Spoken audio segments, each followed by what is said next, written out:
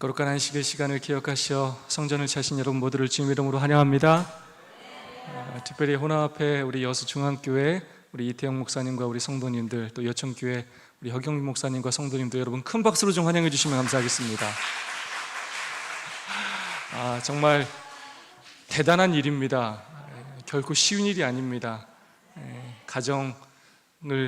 가족들을 또 이렇게 떠나서 특별히 직장까지도 때로는 하루를 쉬어가시면서 정말로 먼 걸음 이렇게 발걸음을 옮겨 주셨습니다.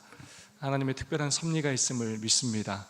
아무쪼록 오늘과 내일 이 안식일을 함께 경험하면서 한 가족이 되는 경험을 할 뿐만 아니라 하늘을 미비 맛보는 그런 안식일이 되기를 간절히 소망합니다. 우리 옆 사람과 뜨겁게 오늘도 사랑과 소망을 담아서 인사하고 시작하겠습니다. 하늘까지 함께 갑시다. 서로 안아주시고 또 악수하시면서 인사해 주시면 감사하겠습니다.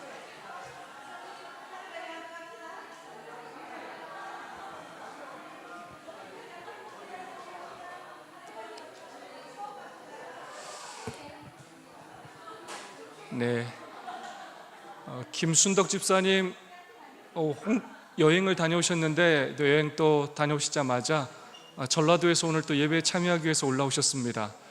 호남에서 올라오셨습니다. 똑같이 정말로 환영하고 감사를 드립니다. 홈페이지에 올린 것처럼 노희정 청년은 지금 병원에 입원 중인데요, 정말로 큰일 날 뻔했는데 그래도 하나님께서 지켜주셔서 그만한 것이 정말 다행입니다. 빠른 회복을 위해서 기도해 주시면 감사하겠습니다. 우리 김난영 집사님 가정 송도로 이사를 잘 했습니다. 조금 멀어졌지만 그곳에서도 신앙생활 잘할 수 있도록 또 기도해 주시면 감사하겠습니다. 이번 주 TMI 실천해 보세요 제안하는 내용입니다. 장보기 어려운 이들을 도와주세요. 이웃 어르신들의 집수리를 도와주세요. 당신을 낳고 키워주신 부모님께 감사하세요. 전도는 어려운 것이 아니라 우리가 우리의 삶에서 할 수 있는 작은 친절을 행하는 것입니다. 장보기 어려운 이웃들이 주변에 있다면 도와주고, 특별히 아무것도 정말로 이렇게 하기 어려운 어르신들이 있다면 그분의 필요를 채워드리고, 또 우리 가장 가까이 있는 우리 가족들에게 늘 사랑을 표현할 수 있는 우리 모두가 되었으면 좋겠습니다. 네, 제7과입니다. 교과책 한번 들어볼까요? 훌륭하십니다. 재림교회에서 우리가 가지고 있는 아주 최고의 좋은 제도 가운데 하나는 아침 기도력과 또 이렇게 교과 공부하는 이 시스템을 가지고 있는 것입니다. 아침 저녁으로 말씀을 체계적으로 연구할 수 있는 그런 제도를 저희 재림교회는 가지고 있습니다. 이 시간이 여러분에게 처음으로 듣는 시간이 아니라 늘 복습의 시간이 될 수 있도록 매일마다 꾸준히 교과의 말씀을 연구해 주시기를 부탁드리겠습니다. 제목도 함께 읽어볼까요? 시작! 소망을 굳게 잡고. 우리는 무엇인가를 이렇게 잡으면서 의지하면서 살아가는데, 이번 교과의 제목은 우리한테 뭘 잡으라고 얘기합니까? 소망을 굳게 잡으라 라고 말하고 있습니다. 우리가 의지할 것이 굉장히 많아 보이지만 우리가 세상적으로 의지하는 모든 것들은 결국 다 사라지고 없어지고 말지만, 마침내 예수님께서 재림하신다는 이 재림의 소망을 굳게 잡는다면 이 흔들지 않는 소망 가운데 우리의 믿음은 굳게 설 뿐만 아니라 마침내 우리에게 영생이라는 선물이 주어질 것입니다. 기억점 말씀 다 함께 한번 읽어보겠습니다. 그날의 시작. 그날의 말하기를 이는 우리의 하나님이시라. 우리가 그를 기다렸으니 그가 우리를 구원하시리로다. 이는 여호와시라. 우리가 그를 기다렸으니 우리는 그의 구원을 기뻐하며 즐거워하리라 할 것이며. 아멘. 우리 홍하나 앞에 성도님들이 오시니까 에너지가 굉장히 높아진 것 같습니다. 목소리가 굉장히 크고 너무나 좋습니다. 이는 우리의 하나님이시라. 우리가 그를 기다렸으니 그가 우리를 구원하시리로다. 아멘. 재림을 소망하고 구원을 소망하는 사람들이 하는 그런 표현입니다. 우리가 간절히 그분의 구원하심을, 그분의 능력을 기다렸을 때 마침내 그분께서 우리를 구원하시고 우리에게 영원한 안식을 주심으로 인하여 우리가 구원을 통하여 기뻐하고 즐거워할 것이다 라고 이사야전자는 말하고 있습니다. 예수님의 재림은 성경의 중심 주제입니다. 성경을 딱 두 단어로 압축한다면 그럼 뭐라고 그랬죠?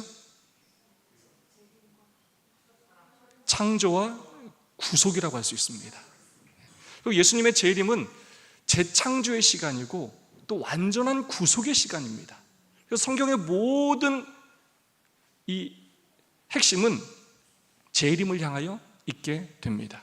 구약은 초림하실 예수님에 대한 약속이라면 신약은 재림하실 예수님에 대한 약속입니다. 구약 성경에 이 재림에 대한 언급이 1845번이나 되어 있습니다.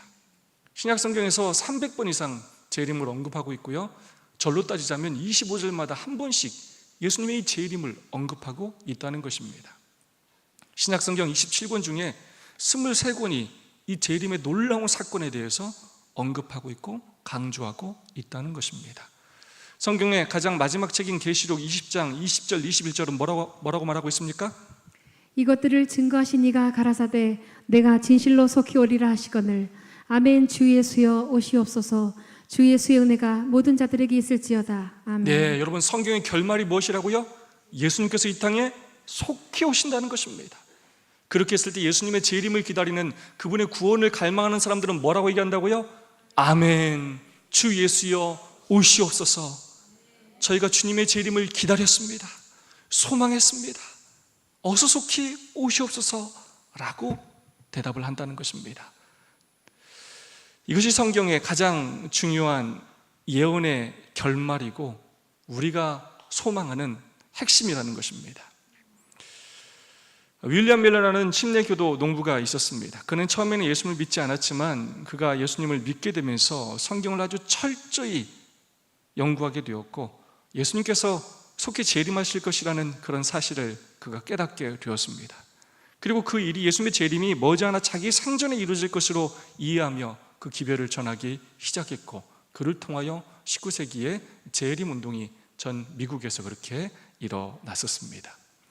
그러나 그들의 기대처럼 예수님께서 그때 재림하시지 않았지만 밀러의 그 성경 연구와 재림에 대한 이런 소식들은 여전히 오늘날 많은 사람에게도 성경의 진리를 연구하는 그런 기초가 되었고 성경을 연구하는 운동의 뿌리가 되었습니다. 이번 주 교과는 예수님의 재림이 수세기 동안 신자들의 마음을 기쁨으로 가득 채운 그 이유가 무엇인지, 그리고 우리가 그 재림을 어떻게 준비해야 하는지 함께 살펴보는 시간이 되겠습니다. 일요일 소식입니다. 예수님이 재림하신다는 약속, 요한복음 14장 1절로 3절의 말씀입니다. 너희는 마음에 근심하지 말라. 하나님을 믿으니 또 나를 믿으라. 내 아버지 집에는 거할 곳이 많도다. 그렇지 않으면 너희에게 일렀으리라. 내가 너희를 위하여 처소를 예비하러 가노니 가서 너희를 위하여 처소를 예비하면 내가 다시 와서 너희를 내게로 영접하여 나 있는 곳에 너희도 있게 하리라. 예, 우리가 이걸 뭐라고 표현하죠? 재림의 약속, 또 재림의 허락이라고 이렇게 말을 합니다. 내가 하늘에 올라가는데 그 이유는 너희를 위하여 처소를 예비하러 가는 것이고, 너희를 위하여 처소를 예비하는 것이 끝나면 내가 다시 이 땅에 와서 너희를 내게로 영접해서 나 있는 곳에, 내가 예비한 처소에 너희도 그곳에 영원히 있게 될 것이다 라고 약속하셨습니다. 그리스도의 재림에 대한 믿음이 성경을 믿는 그리스도인들에게 소망과 기쁨을 가져다주는 이유는 분명합니다. 재림은 더 이상 질병, 고통, 죽음이 없을 것이며 가난, 불의, 압제가 사라질 것을 우리에게 약속하고 있습니다. 이번 주에도 제가 병상에 누워 계신 아버지를 뵙고 왔는데 볼 때마다 너무 속상하고 얼마나 가슴이 아픈지 모릅니다. 우리는 우리의 앞날을 도저히 예측할 수도 없고 우리가 어떤 질병으로 고통당할지, 어떤 사고를 당할지, 언제 죽을지 우리는 도저히 예측할 수가 없어.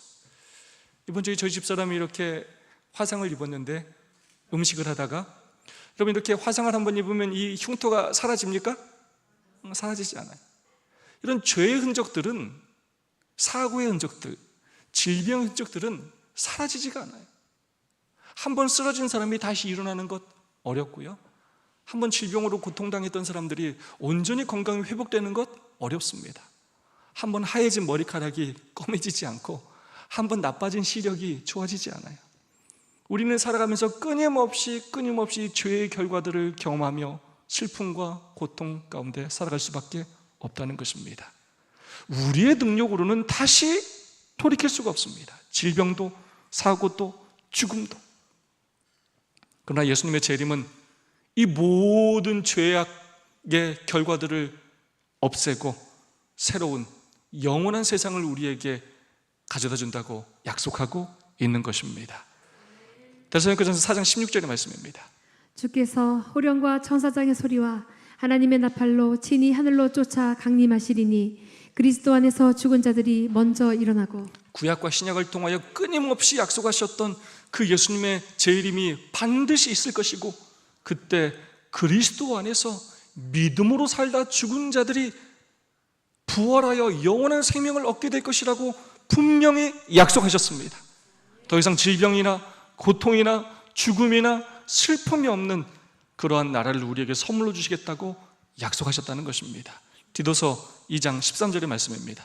복스러운 소망과 우리의 크신 하나님 구주 예수 그리스도의 영광이 나타나심을 기다리라 하셨으니. 아멘.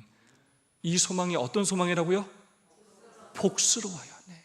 너무나 복된 소망이에요. 그냥 소망이라는 말만으로도 우리에게 힘이 되고 용기가 되는데, 근데 앞에 뭐가 붙는다고요? 복스러워. 우리에게 축복이 되는 소망이라는 것입니다. 우리가 이 소망을 갖고 그리스도의 재림을 기다려야 한다는 것입니다. 존 위클리프는 이렇게 말했습니다. 그리스도의 재림은 교회의 소망이다. 또 켈빈은 이렇게 말했습니다. 그리스도의 재림은 모든 사건 중에 가장 복된 사건이다. 종교 개혁자들 또한 그리스도의 재림에 대하여 얼마나 이 재림이 중요한 사건이며 우리 인류의 소망인지에 대하여 강조하였습니다. 각시대 증토 말씀입니다. 그리스도의 재림은 각 시대를 통하여 하나님의 자녀들의 희망이 되어왔다. 구주께서 감람산에서 이별하시면서 다시 오시겠다고 하신 재림의 약속은 제자들의 미래를 밝혀주었고, 어떤 슬픔도 빼앗아갈 수 없고 어떤 시련도 흐리게 할 수 없는 기쁨과 희망으로 그들의 마음을 충만하게 하여 주었다. 박해와 시련 중에서도 크신 하나님 우리 구주 예수 그리스도의 영광에 나타나심이 복된 소망이 되었다. 아멘. 예수님의 제자들이 목숨을 걸고 복음을 전할 수 있었던 이유가 여러분 뭐라고요? 복된 소망. 그게 무슨 소망입니까? 재림의 소망. 재림의 소망을 또 다른 말로 하면 무슨 말이에요? 무엇에 대한 소망을 가지고 있었습니까?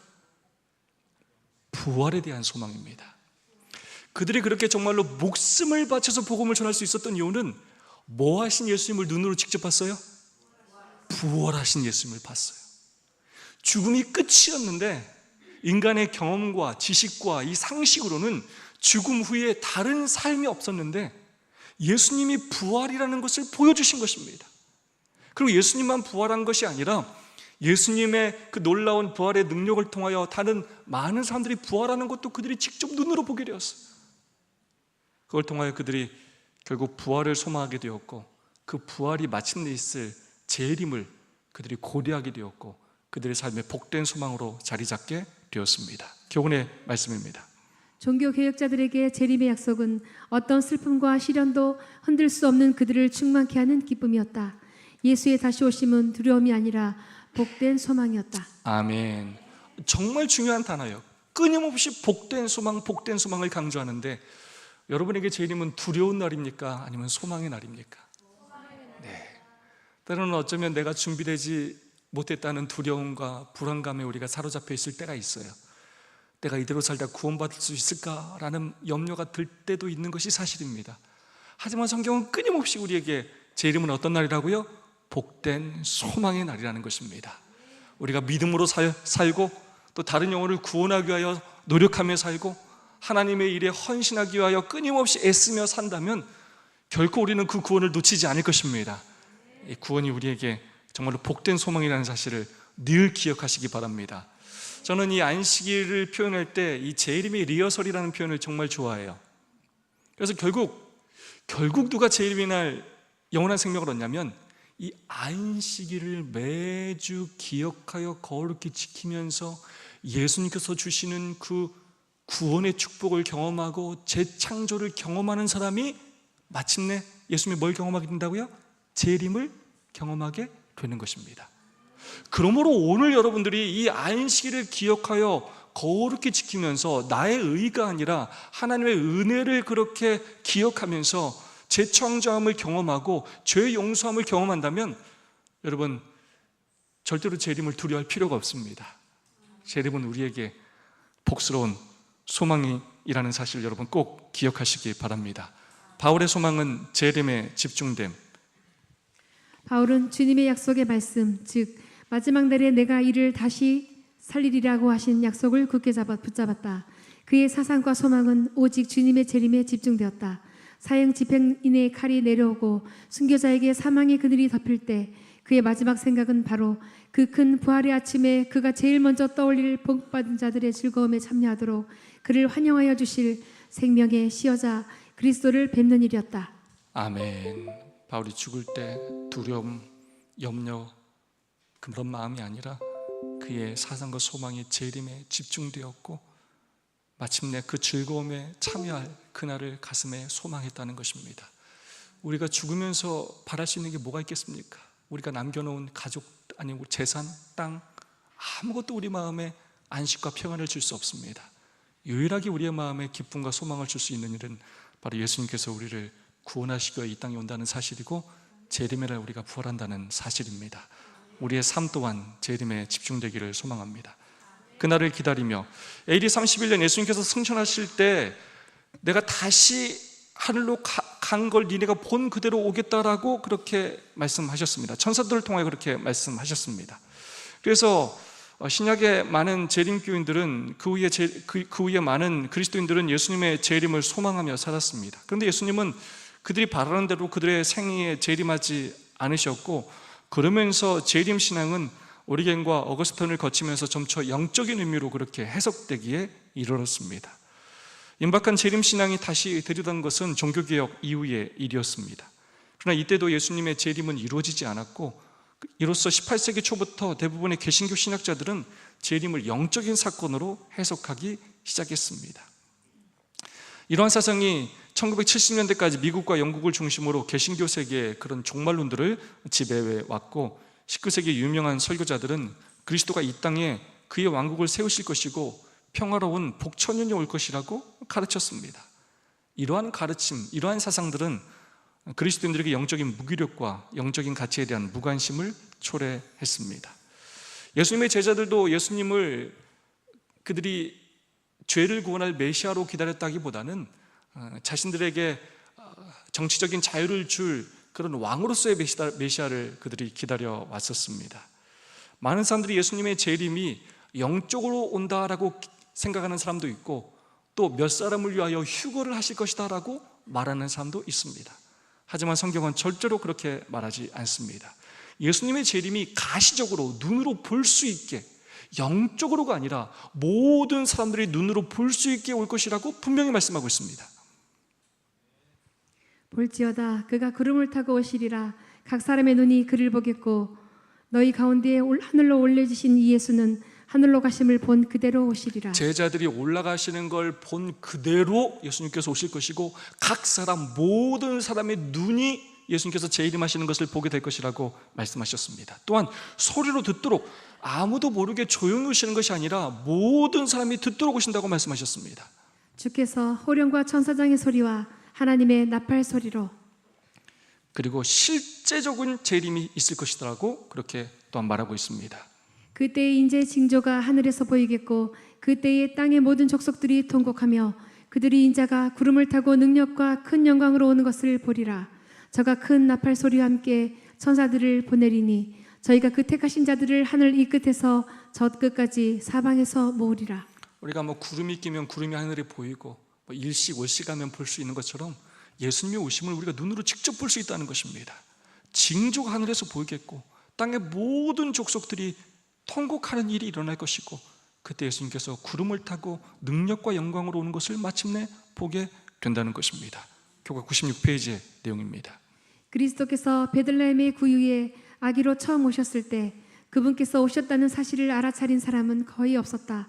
그러나 그분이 두 번째 오실 때에는 모든 눈이 그분이 오시는 것을 볼 것이다. 아멘. 모든 귀는 그분의 다시 오심을 알리는 나팔 소리를 들을 것이다. 아멘. 땅의 모든 사람이 그분의 영광을 보게 될 것이었다. 아멘. 예수님께서 출임하실 때 많은 사람들이 예수님을 영접하지 않고 거절하고 외면했지만 만왕의 왕으로 재림하실 때는 더 이상 그런 일이 없을 것입니다. 모든 눈이 그분을 볼 것이고 모든 무릎이 그분 앞에 꿇게 될 것입니다. 그분께서 영광 중에 만왕의 왕이요 만주의 주로 이 땅에 오시는 것을 보게 될 것입니다. 그리스도의 재림을 준비하는 유일한 방법은 매일 준비하고 또 준비된 상태를 유지하는 것뿐이다.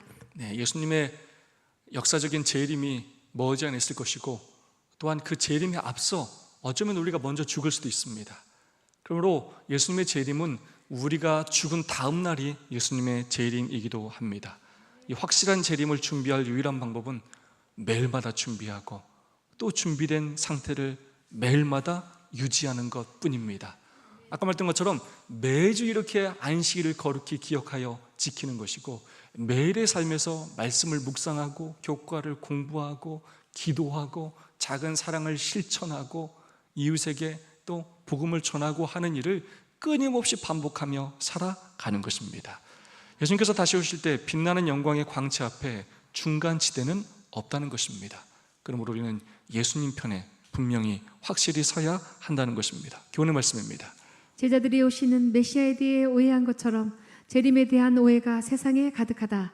그러나 성경은 주님의 재림에 관련된 사건들을 분명하게 알려준다. 아멘. 화요소제부터는 윌리엄 밀러에 대해서 함께 살펴보도록 하겠습니다. 교과 98페이지 이렇게 말합니다.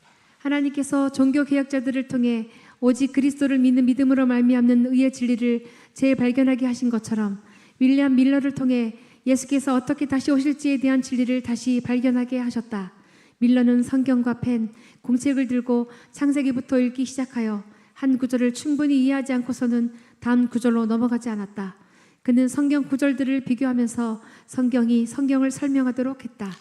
우리 재림교회는 이 빛의 확장성이라는 개념을 가지고 있습니다. 예수님께서 제자들에게 진리를 가르쳐줬지만 그 제자들이 모든 진리를 다 알고 있었던 것은 아닙니다. 종교 교역자들을 통하여 믿음으로 말미암는 의미를 깨닫게 하시고 그러나 그들이 온전히 안식일의 진리를, 재림의 진리를 깨닫지 못했습니다. 그 다음에 윌리엄 밀러를 통하여 재림에 대한 기별을 깨닫게 하시고 성수의 빛을 받게 하시고 그리고 그 후에 우리 또 안식일의 기별을 깨닫게 하시면서 제7일 안식일 예수 재림교회를 남은 교회로 그렇게 세우셨습니다. 특별히 윌리엄 밀러를 통하여 예수님의 재림에 대하여 연구하게 하시고 그 빛을 주심으로 많은 사람들에게 재림 운동을 일어나게 하셨다는 것입니다. 근데 이 윌리엄 밀러의 성경 연구 방법이 아주 특별합니다. 주석을 사용하지 않았고요. 창세기부터 한 장 한 장 읽으면서 성경과 펜 공책으로 끊임없이 한 구절 한 구절을 연구했고 이해되지 않을 때는 다음 구절로 절대로 넘어가지 않으면서 성경이 성경을 해석하도록 그렇게 노력했다는 것입니다. 윌리엄 밀러가 성경 구절을 비교하면서 살펴볼 때 성경의 비밀이 그에게 열렸다. 그는 숨겨진 보물을 구하는 사람처럼 찾았고 풍성한 보상을 받았다. 성경이라는 책은 인간의 지식으로 깨달을 수 있는 책이 아닙니다. 그가 성령의 능력을 간구하면서 열심으로 보물을 캐듯 성경을 연구했을 때 성령님께서 그에게 진리를 깨닫게 하셨고 재림 운동이라는 놀라운 일을 이루게 하셨다는 것입니다. 베드로후서의 말씀입니다. 또 우리에게 확실한 예언이 있어 어두운 데 비치는 등불 같으니 날이 새어 샛별이 너희 마음에 떠오르기까지 너희가 이것을 주의하는 것이 가아니라. 먼저 할 것은 경의 모든 예언은 사사로이 풀 것이 아니니 예언은 언제든지 사람의 뜻으로 낸 것이 아니요 오직 성령의 감동하심을 입은 사람들이 하나님께 받아 말한 것임이니라. 아멘. 도저히 인간의 지식으로 깨달을 수 없어요. 성경이 성령의 감동하심을 입은 사람들이 하나님의 명령을 받아 기록한 것처럼 그것을 깨닫는 일까지도 성령의 감동하심이 필요하고 이것들을 정말로 주의 깊게 연구하는 사람에게 깨닫게 하신다는 것입니다. 그러면서 윌리엄 밀러는 예언서의 상징적인 의미를 깨달았습니다. 이 짐승이나 왕은 왕국을 의미하고 바람은 파멸을 의미하고 물은 민족이나 국가를 의미하고 여자는 교회를 의미한다는 것을 깨닫게 되었고 특별히 예언에 있어서는 연일 원칙이 적용된다는 것을 깨달았습니다. 예언의 한 날이 실제 한 해임을 그가 깨닫게 되었습니다. 교훈의 말씀입니다. 하나님은 윌리엄 밀러를 통해 재림에 대한 진리를 재발견하게 하셨다. 그는 성실한 연구를 통해 성경의 뜻을 이해하고 예언의 상징을 성경으로 해석하였다. 하나님께서 재림의 기별이 필요했던 그 시대에 준비된 성경 연구자 윌리엄 밀러를 통하여 이 기별들을 세상에 전하게 하신 것입니다. 슬슬입니다. 다니엘서 8장 14절에 2300일 100페이지의 말씀입니다. 윌리엄 밀러는 선지자들이 예언한 사건, 즉 아브라함의 후손의 400년간 체류, 이스라엘이 광야에서 방황한 40년, 이스라엘의 포로 생활 70년, 그리고 다니엘이 이스라엘에 할당한 70일에가 정확하게 성취된 것을 살펴보았다. 윌리엄 밀러가 성경을 연구하다 보니까 성경에서 예언한 날짜들이 있는데 그 날짜들이 정확하게 성취된다는 것을 깨닫게 되었습니다. 그러면서 성경의 가장 중요한 내용이요, 핵심 예언인 재림에도 예수님의 예언된 시간이 있지 않을까 하는 고민을 하게 되었고, 그러면서 그가 이 재림에 대한 관심을 갖게 되었습니다. 성경을 연구하면서 여러 때가 등장하고 그 예언한 때가 찼다는 표현들이 성경에 등장하는 것을 그가 깨달았습니다. 때가 찼고 하나님의 나라가 가까웠으니 회개하고 복음을 믿으라 하시더라. 갈라디아서 4장 4절의 말씀입니다. 때가 참에 하나님이 그 아들을 보내사 여자에게서 나게 하시고, 구약의 예언들이 실제로 때가 참에 성취되는 것들을 그가 깨달으면서 예수님의 재림에 대한 예언 또한 반드시 있을 것이고 그 때가 성취될 것이라는 확신을 갖게 되었습니다. 그러다가 그는 다니엘서 8장 14절을 연구하게 되었습니다. 그가 내게 이르되 2300주야까지니 그때의 성소가 정결하게 함을 입으리라. 이것이 예수님의 재림에 관한 예언이고, 이 2300주야를 연구하기만 한다면 예수님께서 재림하는 그 시기를 알 수 있을 것이다 라고 그가 확신하게 되었습니다. 왜냐하면 성소가 정결하게 함을 입는다는 표현이 곧 이 지구가 정결하게 함을 입는다는 표현으로 생각했고, 그것이 곧 죄가 소멸되고 예수님께서 이 땅에 재림하신다는 것으로 이해했기 때문입니다. 그래서 다니엘서 8장과 9장을 끊임없이 연구하면서 특별히 71의 시작과 2300주야의 그 시작이 예루살렘을 중건하라는 영이 날 때부터라는 그런 때와 일치한다는 것을 깨닫고 2300일이 결국 예수님의 재림의 성취의 그날로 그는 이해하게 되었습니다. 예언을 통해 하나님의 시간표를 보여주신 것처럼 재림에 대해서도 알려주셨을 것이라고 생각해 밀러는 2300일 예언의 성취를 예수의 재림으로 이해했다. 예수께서 밝히지 않은 재림의 때, 시대 소망이 있는 말씀입니다. 그러나 예수님께서는 당신의 재림의 날과 시간은 밝히지 않으셨다. 그분은 당신이 다시 나타나실 날이나 시간은 자신이 알게 할 수 없다고 제자들에게 분명히 말씀하셨다. 우리 주님께서 나타나실 그 날과 시간을 안다고 주장하는 자들이 있다. 매우 열심히 그들은 미래의 시간표를 상세하게 만들고 있다. 그러나 주께서는 그들이 가지고 있는 근거에 대하여 그들을 경고한다. 인자의 재림의 정확한 시간은 하나님의 오묘이다. 그들이 재림의 때를 찾기 위하여 성경을 노력해서 비록 실망을 거뒀지만 그들이 재림에 대하여 깊이 연구한 것만으로도 아주 역사적으로 큰 의미가 있고 예수님의 구속의 시간표를 또 이루는 하나의 그들의 사역을 감당한 것입니다. 그러나 예수님께서는 재림의 날과 시간을 밝히지 않으셨습니다. 자신은 알 수 없다고 제자들에게 분명히 말씀하셨고 재림의 징조들을 우리에게 가르쳐 주시면서 그 재림의 때를 준비하라고 말씀하고 계십니다. 인자의 재림의 정확한 시간은 하나님의 오묘에 속한 것이다 라고 선지자는 말하고 있습니다. 최근에 재림교회 안에서도 이 재림의 시기를 정하는, 시간을 정하는 그런 분들이 계셔서 때로 문제가 되는데요, 정확한 시간을 절대로 말씀하지 않으셨다는 것입니다. 성경에서 말한 예언의 끝 시간은 여러분 언제라고요? 우리가 알고 있는 예언의 끝, 예언되어 있는 날짜 중에 끝이 언제일까요? 1844년 10월 22일이 예언의 끝입니다. 그때부터는 언제든지 누가 오실 수 있다고요? 예수님께서 재림하실 수 있는 것입니다. 그래서 목요일 소지는 뭐라고 얘기하냐면 제목이 뭐냐? 가장 긴 예언 연대표입니다.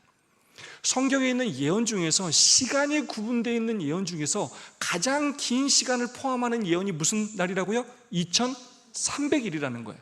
그러면 이거와 상관없이 가장 연대가 기록되어 있지 않은 예언 중에 가장 긴 예언은 뭘까요? 그건 어쩌면 원복음이라고 할 수 있는 창세기 3장 15절이라고 할 수 있습니다. 선악의 대쟁투가 있을 것이고 그 선악의 대쟁투에서 예수님께서 승리하실 것을 그렇게 원복음은 기록하고 있습니다. 그러나 거기에는 시간이 기록되어 있지 않아요. 시간이 기록되어 있는 예언 연대표 중에 가장 긴 예언의 시간은 바로 2300주야입니다. 결국 그 기산점이 언제인가를 그렇게 연구하다가 결국 예루살렘 중건형이라는 것을 깨닫게 되었고, 왜 하필이면 아닥사스다 7년 BC 457년으로 그들이 계산했느냐? 결국 예루살렘을 재건하고 성전 예배를 회복하는 그런 자치권이 회복되는 시간이 그때임을, 여러 조서 중에서 3차 조서에 그것이 이루어졌다는 것을 깨닫게 되었습니다. 그래서 2300주야의 기산점 71의 기산점을 BC 457년으로 잡게 되었고, 그때로부터 69주 후 70일의 마지막 한 주, 그 예언의 시간, 즉 예언으로 볼 때 483년, 즉 주 27년에 예수님께서 침례를 받으시고 성령의 기름부음을 받으신다는 그 내용이 이루어졌음을 그들이 깨닫게 되었습니다. 그리고 마지막 일의 절반 31년에 예수님께서 침례 받은 후 3년 반 후에 예수님께서 십자가에 못 박히시면서 모형은 온양을 만나게 되었고, 그 일로 인하여 휘장이 하늘에서 땅으로 찢어지면서, 두 갈래로 찢어지면서 결국 제사제도가 끝났음을 우리에게 가르쳐 주셨습니다. 그 부분에 다니엘서 9장 27절은 이렇게 말합니다. 그가 장차 많은 사람으로 더불어 한 이래 동안의 언약을 굳게 정하겠고, 그가 그 이래의 절반에 제사와 예물을 금지할 것이며, 또 잔포하고 미운 물건이 날개를 의지하여 설 것이며, 또 이미 정한 종말까지 진노가 황폐케 하는 자에게 쏟아지리라 하였느니라. 네, 한 일에 예수님께서 한 일에 첫 번째 예수님께서 침례를 받으셨고, 한 일의 절반에 십자가에 달려 돌아가시면서 제사와 예물을 금지시키셨고, 그분의 한 일의 끝에 주 34년에 결국 사내들이 복음의 기별을 거부하면서 유대인들을 위해 할당된 70일회가 끝나게 되었다는 것입니다. 그것이 바로 스데반이 돌에 맞아 죽는 그때 하나님께서 그분의 보좌에서 일어나신 그 시점을 의미합니다. 교과 103페이지의 말씀입니다. 윌리엄 밀러와 초기 재림 교인들은 다니엘서 8장 14절의 성소가 이 땅이라고 믿었고, 그들은 1844년에 그리스도께서 불로 이 땅을 정결케 하러 오실 것이라고 생각했다. 네, 그들이 성경을 열심히 연구했지만 1844년 10월 22일을 정확히 그들이 발견하게 되었지만, 그때가 예수님께서 지성소로 들어가시는 사건이라는 걸 깨닫지 못했기 때문에, 재림으로 이해했기 때문에 그들은 큰 실망을 경험할 수밖에 없었습니다. 각시대 징투 351페이지의 말씀입니다. 초대의 제자들처럼 윌리엄 밀러와 그의 동역자들은 그들 자신이 전하는 그 기별의 의미를 충분히 이해하지 못하였다. 오랜 세월이 지나는 동안 교회 안에 형성된 오류들 때문에 그들은 예언 가운데 있는 중요한 점을 정확하게 해석할 수 없었다. 그러므로 그들은 하나님께서 세상에 전하라고 그들에게 맡기신 기별을 전하기는 하였지만 그 의미를 오해함으로 스스로 실망을 당하게 되었다. 네, 그들이 실망을 당할 수밖에 없었지만, 아까 말했던 것처럼 그들은 그들의 시대에 그들이 해야 할 그들의 최선의 일을 다 한 것입니다.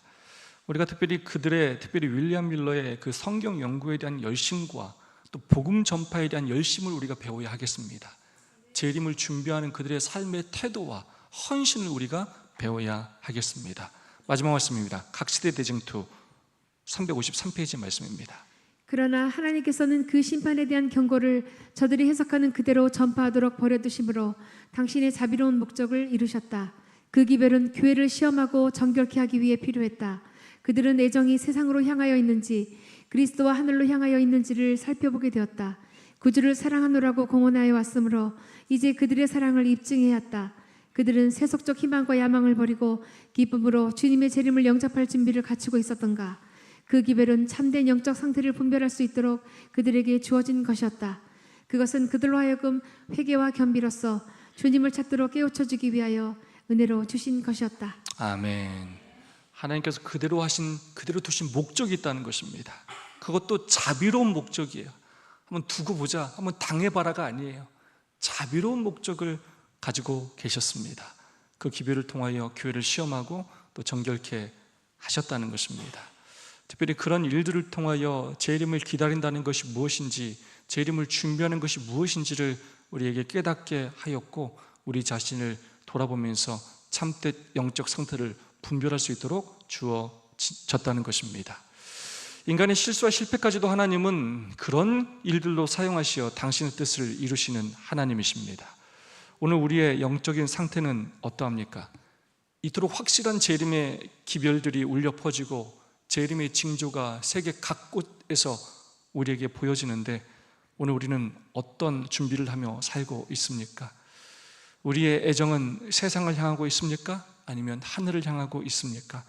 우리의 영적 상태를 분별하고 마치 내일 예수님께서 오실 것처럼 우리가 그렇게 준비하고 또 그렇게 헌신하며 살게 되기를 소망합니다. 지금은 은혜의 시간입니다. 우리의 시간이 얼마 남지 않았습니다. 지금의 시간을 올바로 활용할 때 지금과 비교할 수 없는 영생의 시간이 우리에게 주어질 것입니다. 아무쪼록 오늘을 팔아서 그 놀라운 영생을 구입하시는 우리 모든 성도님들이 될 수 있기를 주님의 이름으로 축원합니다. 함께 삶을 나누고 말씀을 나누는 시간을 갖도록 하겠습니다. 오늘 우리 세 교회가 함께 모였기 때문에 조금은 복잡하지만 일어나서 우리 여천교회 한 분, 또 여수중앙교회 한 분, 저희 성도님 한 두 분씩 이렇게 한 네 분씩 짝지으셔서 오늘 감사의 제목뿐만 아니라 오늘 말씀의 은혜를 나누겠습니다. 유대인들은 복음을 거부하는 것으로 자신을 위해 할당된 기간을 사용하였습니다. 여러분 몇 살을 얼마나 더 사실 것 같습니까? 우리에게 주어진 남은 시간, 우리는 과연 어떻게 이 시간을 사용해야 하겠습니까? 여러분의 결심 또 함께 나눠주시고 또 서로를 위하여 간절한 마음으로 기도해 주시면 감사하겠습니다. 다 좀 자리에 일어나셔서요, 장로님들이